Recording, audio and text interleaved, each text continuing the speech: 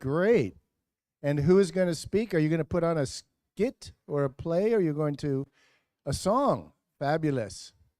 All right. Looks like we have microphones coming down. And how many people will participate in the song? Wow. And who wrote the song?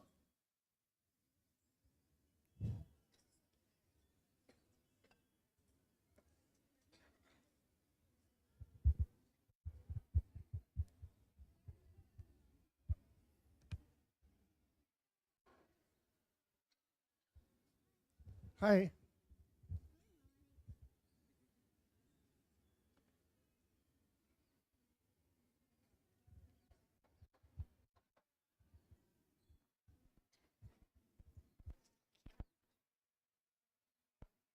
Good morning, everyone. I am Pragnya from SS, and today I would like to share a few activities we did in our history units, Ancient Civilizations and Age of Exploration.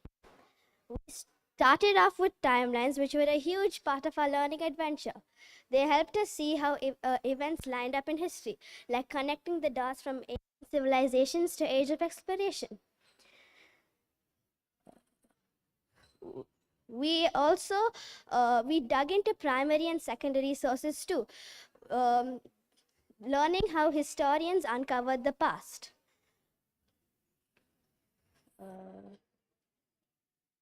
We were thrilled to make our own presentations and share it with the class. Furthermore, we learned a few songs that help enrich our learning of the unit.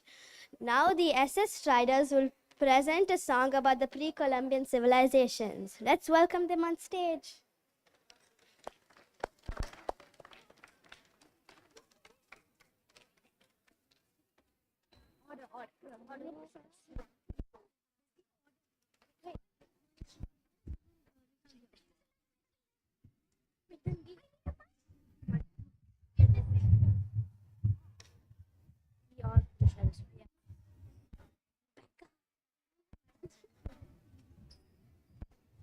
Move it behind it to walk.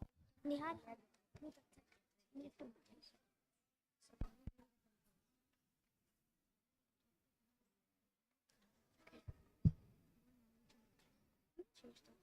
Change the wait, no, no, the music. Oh, B. Yeah, B. What I was so good at this.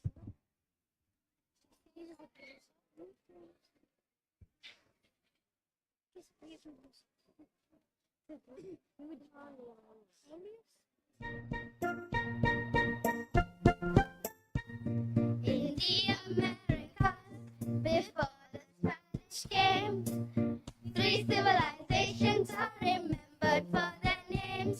The Aztecs lived in Mexico, the Maya long ago, the Inca in Peru, and South America below.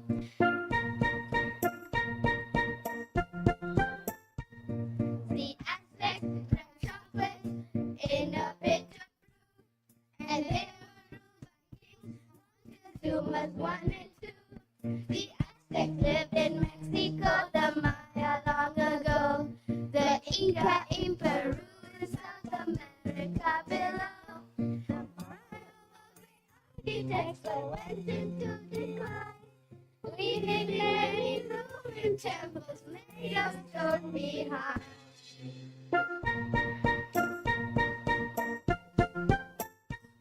The Inca had an empire that stretched along the Andes, but it ended with the Spanish conquest and disease.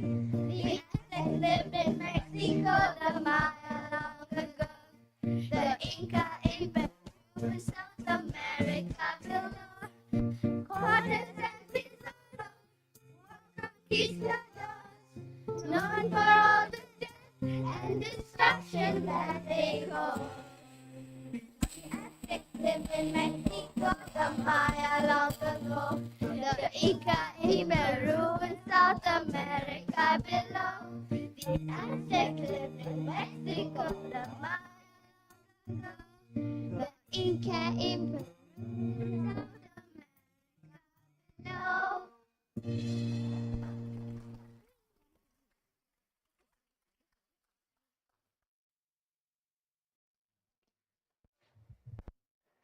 timelines were also no. Uh, Making posters was another highlight. Now we chose an aspect from a civilization we liked and brought it to life on paper. Now Rebecca, Sai, Gianna, Yesang, and Rajendran will show a few posters made by the SS.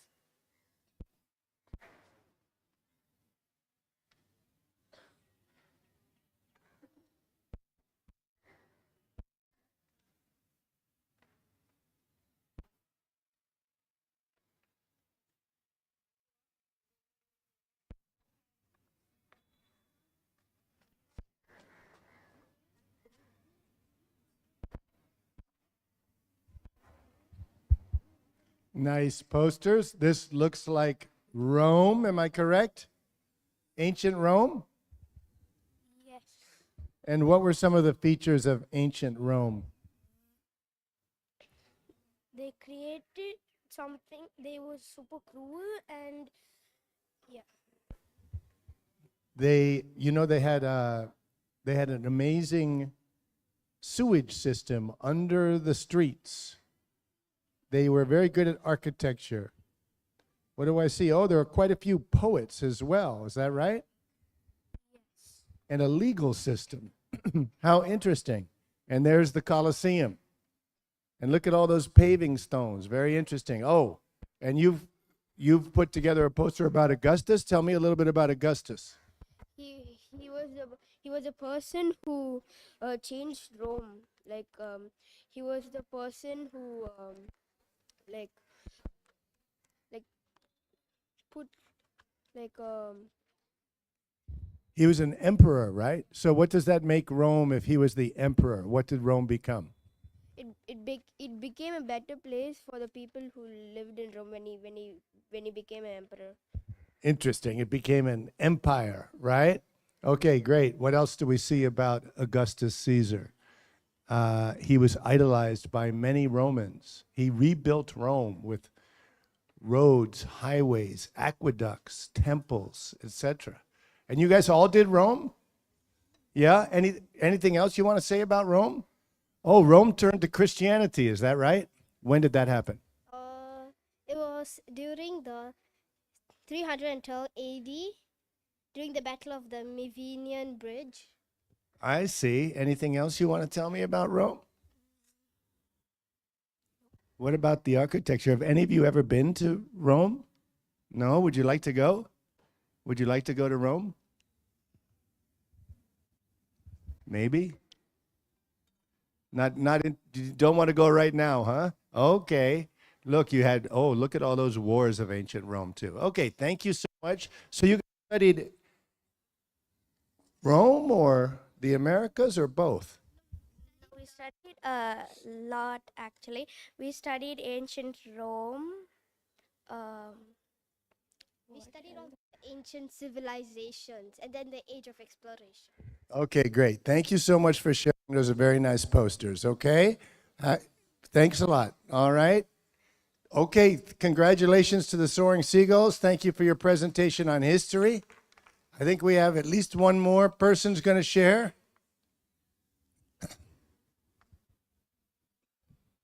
But the most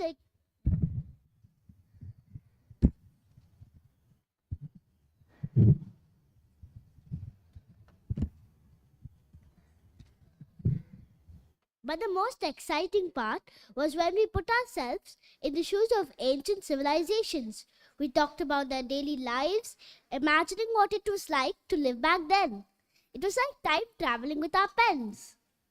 It was a blast getting creative and sharing what fascinated us about history.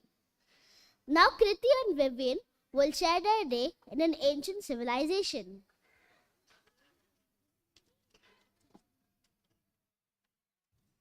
A day in my life, Egyptian.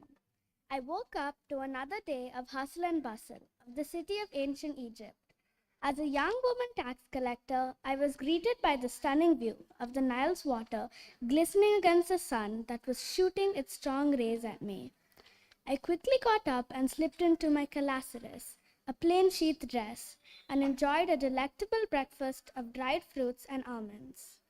I rushed outside and got prepared for my first day of work.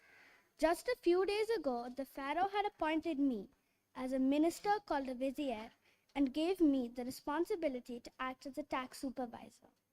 Basically, I kept records of the collected taxes and ensured that the needs for grains and labor were met. Even though I'm the one doing all the hard work, the Pharaoh receives all the taxes and mainly puts them towards building big statue things that are shaped like a pyramid and are filled with great treasures. Personally, I feel that the money should be put towards the people. But I'm just an Egyptian woman. As I walked along the bank of the river Nile, I couldn't help but admire the pyramids, as they were impressive and a great evolution of our architecture. I thought of my goal for the day, to visit the scribe, Ani, to record the data of our economy, but I was immensely nervous. Here, they were highly valued members of society and had great opportunities to get employed as accountants, priests, doctors, and government officials. But I put all that behind me and continued walking. With a smile on my face, and a papyrus scroll in my hand, I headed to my next destination, the city marketplace. After arriving, I took my leather bag in one hand and looked around the stalls to spot farmers and craftsmen selling goods at their stalls. I headed over to the farmer to purchase barley, fruit, veggies, and flax for making linen. I observed the area and couldn't help but go on a shopping spree. Anyways, I totally deserved it. In the end, my bag was full with various amulets, jewelry, papyrus, furniture, and grave goods obtained from numerous merchants and vendors. I headed over to a nearby sundial and screamed, "Oh, Ra!" Somehow I had managed to spend half the day here. As I looked back at the once busy stalls, I headed home, exhausted but pleased. Today, I emptied my pocket out at the marketplace and got a chance to meet the scribe. I laid down on my back on the wooden bed and thought of how lucky I was to be a part of such a great civilization. Thank you. And you're going to share as well? Go ahead. It was a bright, sunny morning when I woke up today. Life is different as an Egyptian kid, as you know you are living in the land of civilizations. It gives you so much of energy to start the day when you're living in the motherland of the world, which has the greatest power in human history. Got out of my cozy bed, I reached out to my everyday necessity, tea. But I also miss drinking my karkade, which is a traditional drink made out of red hibiscus flowers, water. What a lovely way to drink with a beautiful sight of Nile flowing through the area. I took a cold shower as it was pretty hot outside, and oh my god, the sun was shining really bright and hot outside.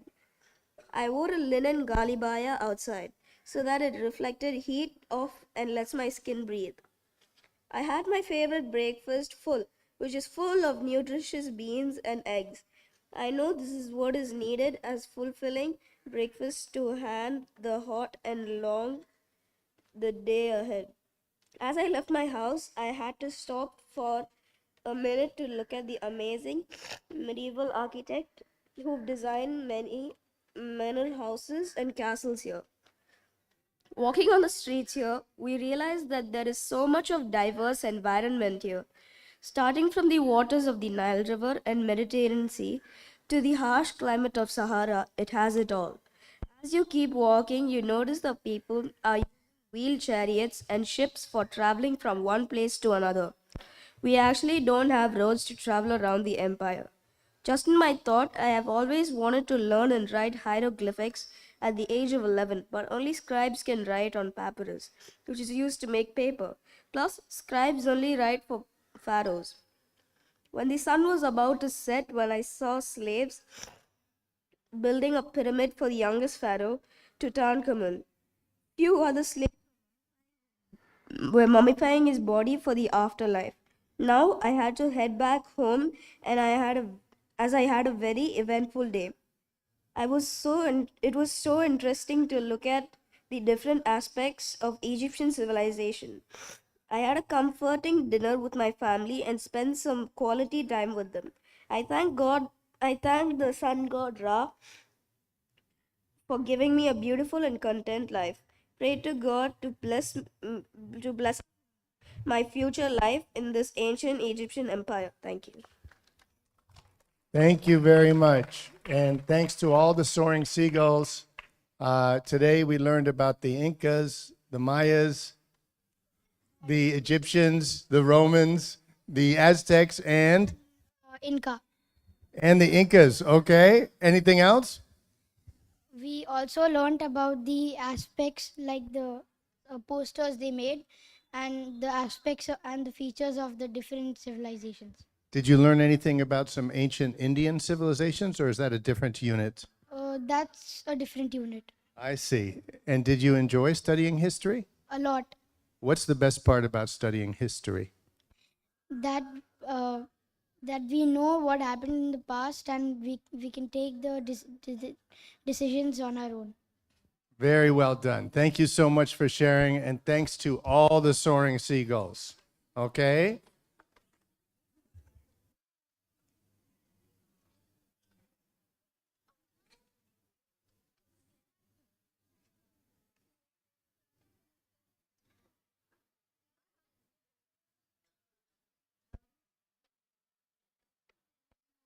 There's more? So then we learned about the age of exploration, where we learned about Columbus and his roots, how he went from one place to another, and what he thought the Americans were, but then they turned out to be Red Indians. But they thought he's Red Indians, but they were actually Native Americans. And we also learned about the way he went, like from another place to another. Like he went below South America, and when we learned that, and we learned about other explorers like Vasco da Gama too. Thank you very much.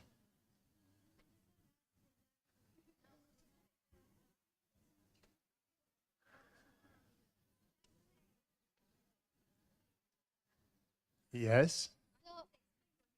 Okay. Go ahead.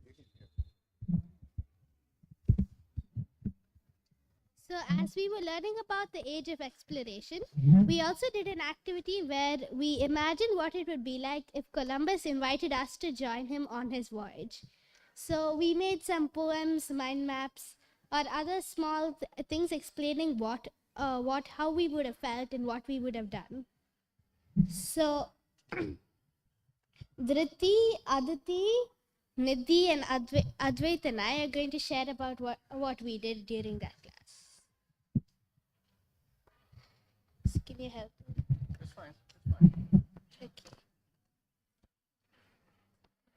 So I made a poem, A Journey to New Lands. Would you go on a voyage with me? We could sail across the sea. New islands and places we shall explore.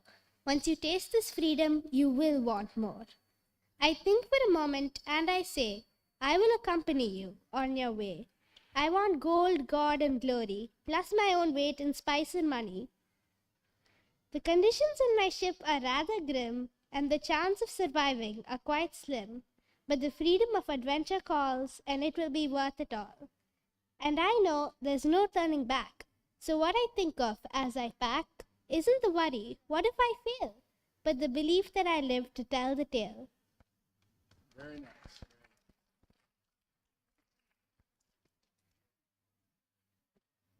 So I wrote a tiny rapish song about how I rejected Christopher Columbus's offer to come on his voyage. It's called Sorry Chris But No. It goes, sorry Chris but no, I'm gonna have to decline. I don't want the 3 Gs and I hope it is fine. I think going on this voyage is a little too risky. I want to die at my home, not out at sea. Sorry Chris but no, I'm not coming on this trip. If my mom found out, she would definitely flip. If you knew me, you would know I wouldn't risk this. No offense, but I don't like wormy biscuits. I wouldn't come on this trip no matter the bounty. But if you need a good sailor, ask Tendril Auntie. Thank you.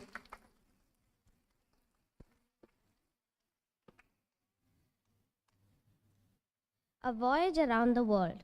Walking down the street, and there I see Christopher Columbus waiting for me. He comes over and greets me well. His famous tale he begins to tell. Through the rough waters and ocean blue, carrying diseases such as the Spanish flu, he sees new land where he says, I saw many people who are quite tanned. I land in India, he says, not having a clue that he had landed in the Bahamas with the rest of his crew. A land of spices, gold, and jewels. I see them and begin to treat them cruel. They live for us and do everything we say. Come with us as we pave the way. Shocked with the stories I hear, full of darkness and fear, I say, no way, not today. I don't want to die and would like to live another day. I don't care about the God, glory, or gold. Neither do I care about the stories told. Sorry, Columbus, sir, I don't want to be a part of your tale so grim, as the chances of surviving are pretty slim.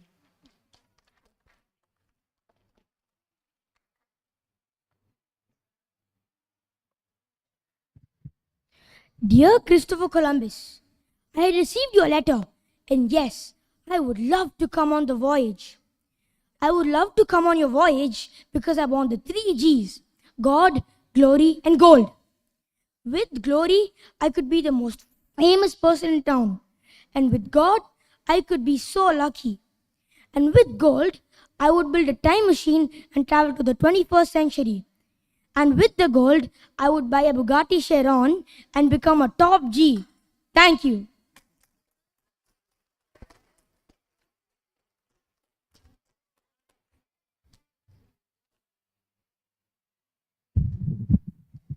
Dear Christopher Columbus,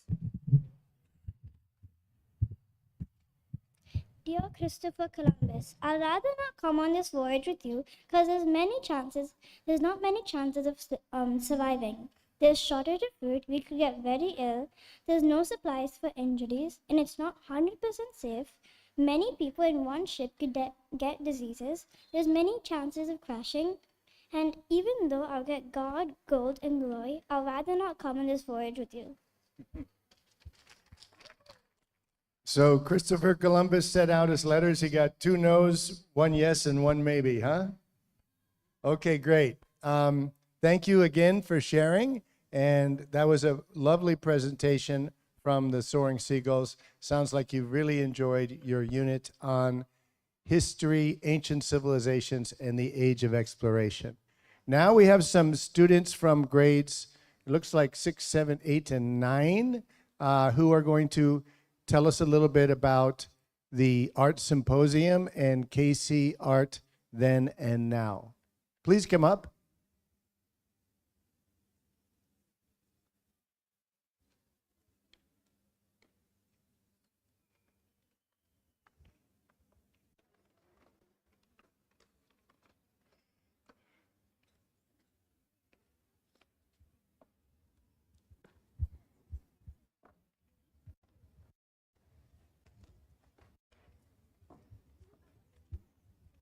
I don't think you have a song, right? So do you have a spokesperson, or I mean, I know you get to your PE classes and math tests and science tests, that. So who is going to speak for the group? Go ahead, Amita. Go ahead, since you volunteered. Please tell us about what. Go ahead. Tell us about what you shared, and tell us about how the panel discussion went, and tell us what you thought about the Art Symposium. Starting from the process of making the artworks, thinking about ideas, sparking new ideas was a bit hard, but it has to have, a painting should have a meaning, like a very, the painting that should like give awareness out that our world is going through a crisis and we must find a way to fix it, right? So there are a lot of people who know but are not trying. So we're going to try to convince them. That's why we put deep meanings into our painting and explain that.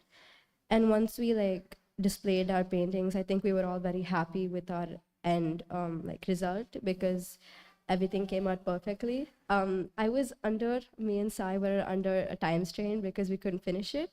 But otherwise, the process was really tedious and it was amazing. Great, thank you. And Sai, would you like to share, please, as well? You could, that microphone maybe? Basically, during this art symbolism, we saw like various events. First, we saw the puppet show of the Ramayana, which used the characters to made out of goat skin. It's like a goat leather. We also painted like these small charms, like we can hang it somewhere like that. And also we painted these like circle boards. We did chariot art. It was like a very fun experience for me because like this is the first time I think I'm seeing art symbolism. And also, as Amita said, we made a painting. But basically, our theme or idea was to tell a cause and effect on environmental causes. Thank you. Thank you very much. Would anybody else like to share? Anything to say? Go ahead, please. So are we talking about the then and now? So basically we collected a bunch of videos from people who already graduated from KC, and they are art students from a school known as Parsons. And we collected videos of them explaining how sustainability works in art. And we compared their artworks and how they think art is sustainable to our present day artworks, what we do in VPA, what we did as a hobby. And we connected their methods using our methods and how we can use their methods to improve sustainability in art, because in the end art is something that you express yourself. So having a sustainable method, replacing items, all of those will just contribute more to the environment. So we compared both of the art, and it was like we did a presentation called Then versus Now. So that was what it is. Thank you. Okay, thank you very much. Yes, please share.